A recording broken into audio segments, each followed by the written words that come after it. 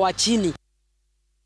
Wawakilishi wadi walioko kwenye kamati ya kilimo na biashara katika bunge la kaunti ya Murang'a wameitaka serikali kuu kukoma kutelekeza wakulima wa maembe na badala yake watengewe fedha za kusaidia kilimo hicho cha matunda.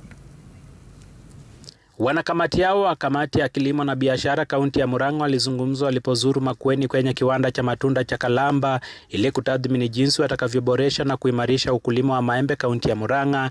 Wamesema ukulima wa maembe umeendelea kukumbwa na changamoto ya kifedha na ukosefu wa soko, jambo ambalo limesababisha hasara kubwa.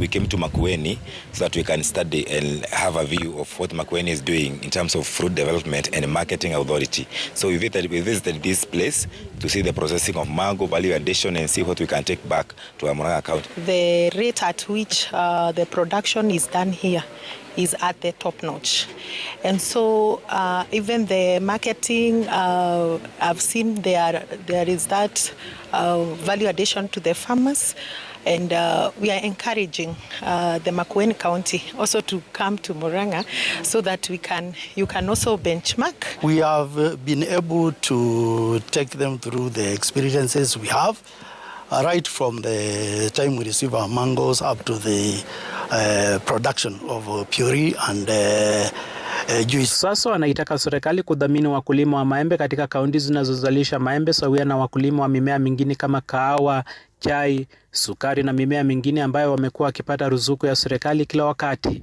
We've seen the national government putting aside some money for sugarcane, coffee, tea. It's high time we pressure the national government to be serious in ensuring mango farmers have also a decent life.